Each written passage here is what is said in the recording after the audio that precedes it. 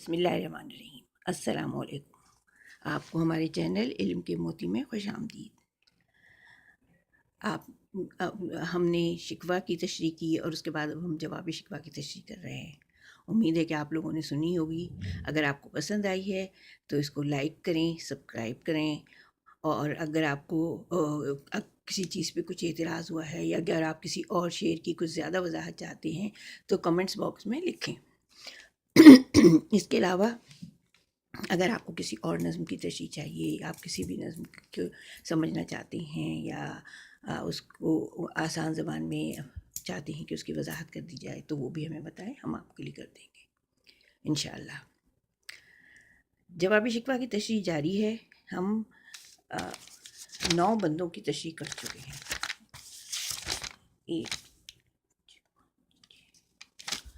اب ہم 10واں بند شروع کر رہے ہیں۔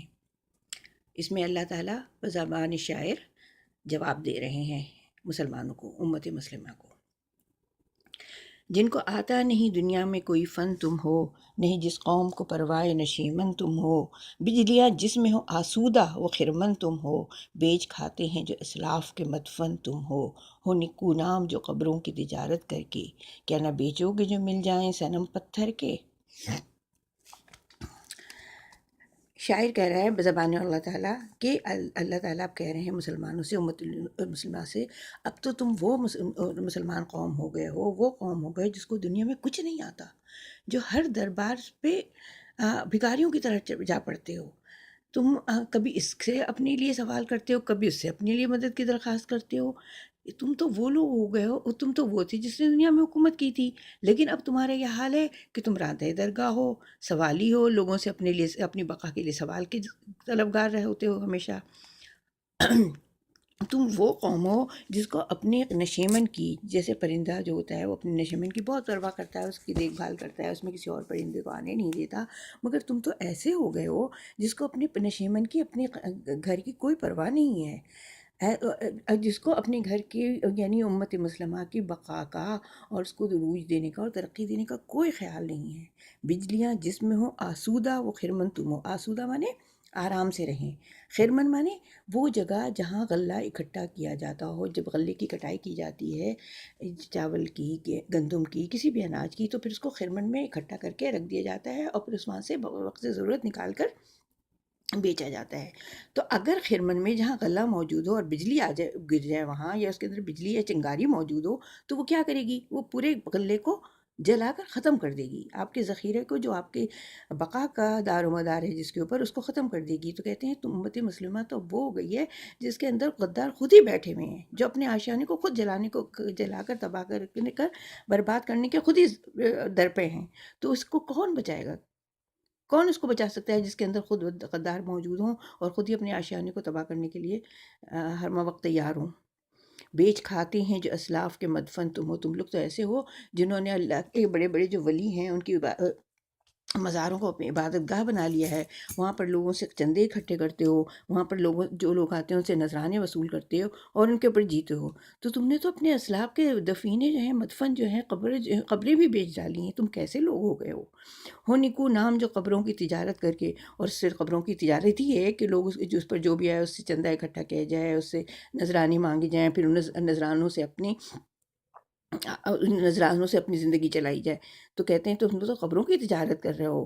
جب تم قبروں کی تجارت کر سکتے ہو تو کیا جب تم کو پتھر کے بت بیچنے کے لیے دیے جائیں تو کیا تم نہیں بیچو گے؟ ضرور بیچو گے۔ تو آپ دیکھیں آج کل آرٹ کے نام پر ہر دکان پر پتھر کے بت رکھے ہوتے ہیں اور وہ آرٹ کے نام پر بیچے جاتے ہیں۔ صفحہ در سے باطل کو مٹایا کس نے، نوع انسان کو غلامی سے چھڑایا کس نے، میرے کعبے کو جبینوں سے بسایا کس نے، میرے قرآن کو سینوں سے لگایا کس نے، تھے تو آبا وہ تمہارے ہی مگر تم کیا ہو، ہاتھ پر ہاتھ دھرے منتظر فردا ہو، ہاتھ پر ہاتھ دھرے منتظر فردا ہو۔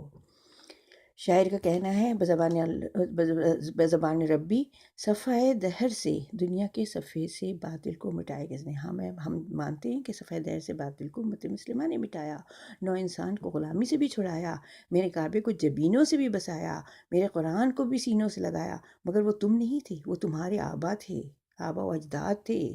وہ جو شروع کے مسلمان تھے، جو ہمارے آبا و اجداد ہیں، جنہوں نے اللہ تعالیٰ کے ہر پیغام پر اس طرح عمل کیا کہ اپنی جانوں کی قربانی دے کر اس قرآن کو دنیا میں پہنچایا، اس اللہ کے پیغام کو، آفاقی پیغام کو دنیا کے ہر کونے میں لے گئے۔ مگر ہم کیا ہیں؟ وہ کہہ رہے ہیں اللہ تعالیٰ تھے تو آبا ہو تمہاری ہی، مگر تم کیا ہو؟ ہاتھ پر ہاتھ دھرے منتظر فردا ہو، ہاتھ پر ہاتھ دھرے ہوئے بیٹھے ہوئے ہو کہ کل اچھا وقت آ جائے گا۔ فردہ کہتے ہیں مستقبل کو، کل اچھا مستقبل آ جائے گا، کل اچھا وقت آ جائے گا۔ کیسے آئے گا؟ جب تم کوشش کرو گے تو آئے گا نا، خود سے تو نہیں آ سکتا۔ کیا کہا بہر مسلمہ ہے فقط وعدہ حور، شکوہ بیجا بھی کرے کوئی تو لازم ہے شعور۔ عدل ہے فاتر ہستی کا ازل سے دستور، مسلم آئیں ہوا کافر تو ملے حور قصور۔ تم میں حوروں کا کوئی چاہنے والا ہی نہیں، جلوہ طور تو موجود ہے موسیٰ ہی نہیں، جلوہ طور تو موجود ہے موسیٰ ہی نہیں۔ اب پھر شاعر اللہ تعالیٰ کی زبان سے کہہ رہے ہیں کہ تم نے شکوہ کیا ہے کہ مسلمان کے لیے تو فقط وعدہ حور ہے، اور کافروں کو جو غیر مسلم ہیں ان کو دنیا میں ہی حسین حسین عورتیں مل جاتی ہیں، حسین حوریں مل جاتی ہیں۔ تو وہ کہہ رہے ہیں اللہ تعالیٰ کی زبان سے کہ تم نے کہا کہ فقط وعدہ حور ہے، شکوہ بیجا، کوئی غلط شکوہ بھی کرے تو شعور اس کو سمجھ ہونی چاہیے کہ وہ کس شکوہ کیا کر رہا ہے، اور شکوے کے اندر کوئی حقیقت بھی ہے تو اس کو شعور ہونا چاہیے، اس کو عقل اور سمجھ ہونی چاہیے۔ ٹھیک ہے، شکوہ کر رہا ہے تو اس شکوے کا کوئی وجہ بھی ہونی چاہیے۔ عدل ہے فاتر ہستی کا ازل سے دستور، وہ جو فاتر ہستی ہے، جس نے اس دنیا کو قائم کیا ہے، جس دنیا کو چلا رہا ہے، جو اس دنیا کا مالک و مختار ہے، وہ ہمیشہ سے عدل کرتا ہے، ہمیشہ سے انصاف کرتا ہے، اس نے کبھی کسی سے بے انصافی نہیں کی۔ جب کافروں نے مسلمانوں کا آئین اپنا لیا، مسلمانوں کے تمام اچھے اعمال انہوں نے اپنا لیے، تو ظاہر ہے تو پھر اس کو اچھی چیزیں بھی ملیں گی۔ جب اس نے مسلمانوں کو آپ دیکھیں کہ وہ لوگ جھوٹ نہیں بولتے، وہ جو ہے وعدہ کرتے ہیں تو پورا کرتے ہیں، وہ کسی کو بلا وجہ تنگ نہیں کرتے، کسی پر الزام تراشی نہیں کرتے، وہ جو ساری خرابیاں مسلمانوں میں ہیں وہ ان کے اندر نہیں ہیں۔ اسی وجہ سے اللہ تعالیٰ کہتا ہے کہ میں تو عدل کرتا ہوں، جو میرے اعمال پر، میرے بتائے ہوئے احکامات پر عمل کرے گا تو میں اس کو اس کی من پسند چیزیں بھی دوں گا۔ پھر یہ کہتے ہیں اللہ تعالیٰ کہ تم میں حوروں کا کوئی چاہنے والا ہی نہیں، تم میں اگر حوروں کا کوئی طلبگار ہوتا، کوئی اللہ سے آسائشات کا طلبگار ہوتا تو اس کے لیے کوشش کرتا، کچھ کرتا، آگے بڑھتا، مگر اصل میں تم میں کوئی حوروں کا چاہنے والا ہی نہیں ہے، تم لوگ صرف باتیں بنانا جانتے ہو۔ جلوہ طور تو موجود ہے موسیٰ ہی نہیں، طور کے اوپر جب اللہ تعالیٰ نے حضرت موسیٰ کو اپنا جلوہ دکھایا تھا، جب طور جل کر خاک ہو گیا تھا، تو موسیٰ اللہ تعالیٰ نے اللہ تعالیٰ سے فرمائش کی تھی کہ اللہ تعالیٰ میں آپ کو دیکھنا چاہتا ہوں۔ تو اللہ تعالیٰ نے ان کو کہا تھا کہ اچھا تم اگر طور کا یہ جلوہ برداشت کر لیا تو پھر میں تمہارے سامنے آؤں گا۔ تو کہتے ہیں کہ موسیٰ نے اتنے دل سے خواہش کی تھی، اتنا اللہ تعالیٰ سے طلب کی تھی کہ اللہ تعالیٰ نے پھر ان کو جلوہ دکھایا تھا۔ اگر تم میں بھی کوئی موسیٰ ہو، کوئی بھی اور بھی دل سے طلبگار ہو تو جلوہ طور تو موجود ہے، اللہ تعالیٰ کی ذات تو ہمیشہ سے موجود ہے، وہ جہاں چاہے جلوہ دکھا دے، لیکن تم میں سے کوئی اس کا چاہنے والا تو ہو، کوئی طلبگار تو ہو۔ منفعت ایک ہے اس قوم کی، نقصان بھی ایک ہی سب کا، نبی دین بھی ایمان بھی ایک، حرم پاک بھی اللہ بھی قرآن بھی ایک، کچھ بڑی بات ہی ہوتے جو مسلمان بھی ایک، فرقہ بندی ہے کہیں اور کہیں ذاتیں ہیں، کیا زمانے میں پنپنے کی یہی باتیں ہیں۔ اب کہہ رہے ہیں کہ اس قوم کا فائدہ بھی ایک ہی ہے، نقصان بھی ایک ہے، یعنی پوری امت مسلمہ کا فائدہ اور نقصان ایک ہی ہے، سب کا نبی بھی ایک ہی ہے، دین بھی ایک ہے، ایمان بھی ایک ہے، حرم پاک بھی ایک ہے، اللہ بھی ایک ہے، قرآن بھی ایک ہے۔ لیکن کیا یہ بڑی بات تھی؟ یہ کہ تمہارے لیے کوئی بہت بڑی بات تھی کہ تم ان تمام ایک باتوں پر متحد ہو جاتے؟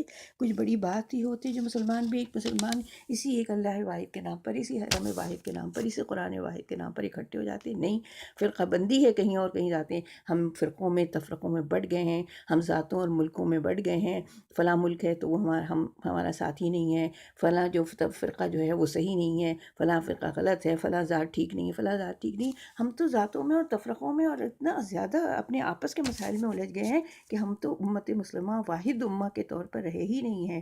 کیا زمانے میں پنپنے کی یہ باتیں، جب لوگ آپس میں لڑتے جھگڑتے رہے، ہر فرقہ ایک دوسرے کے اوپر لعن طعن کرتا رہے، ایک دوسرے کو برا بھلا کہے، ہر وقت لڑنے جھگڑنے کی باتیں کرے، تو پھر کیا دنیا میں ترقی کر سکتے ہیں؟ سوال ہی نہیں پیدا ہوتا۔ زمانے میں پنپنے کے لیے پنپنا، آگے بڑھنا میں وہی لوگ آگے بڑھتے ہیں جو تمام تفرقات سے الگ ہو کر اور